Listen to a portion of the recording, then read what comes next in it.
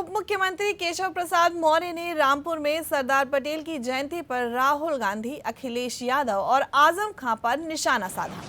केशव प्रसाद मौर्य ने कहा कि बिहार चुनाव के बाद राहुल, अखिलेश और आजम कपकपा रहे हैं। केशव प्रसाद मौर्य ने कहा कि भाजपा देश के गरीबों को खुशहाल बनाने तथा देश और राज्य की सेवा करने के लिए कमिटेड है।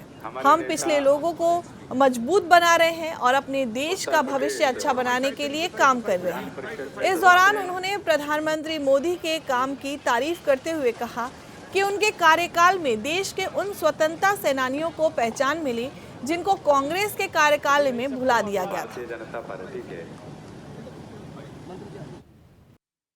दुश्मनों को ये बर्दाश्त नहीं हो रहा है, कांग्रेस को ये सहन नहीं हो रहा है। हम देश के गरीबों को अमीर बनाने का संकल्प लेकर के राजनीति के माध्यम से देश की, प्रदेश की सेवा कर रहे हैं। हम महिलाओं का सशक्तिकरण कर रहे हैं। हम अपने देश के युवाओं के उज्जवल भविष्य का निर्माण करने का काम कर रहे हैं। लेकिन यह सारे जो बाधा डालने वाले हैं, अभी बिहार का चुनाव हुआ मेरे मित्रों, जिसकी चर्चा अभी हमारे साथी लोग कर रहे थे। बिहार की जनता ने एक तरफा आशीर्वाद दिया कि मोदी जी तुम आगे बढ़ो, हम तुम्हारे साथ।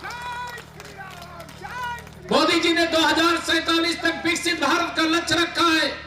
यही हमारे सरदार पटेल जी का स्वप्न रहा होगा, यही हमारे स्वतंत्रता संग्राम सेनानियों का संकल्प रहा होगा।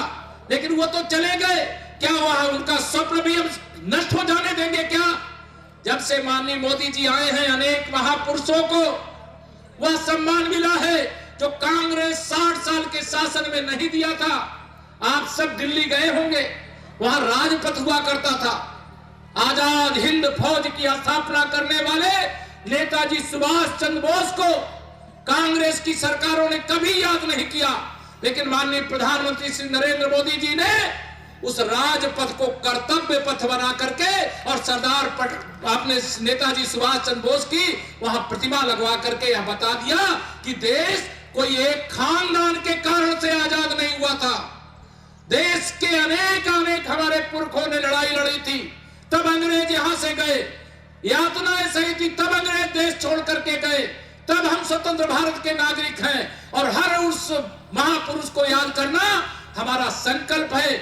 इसीलिए आज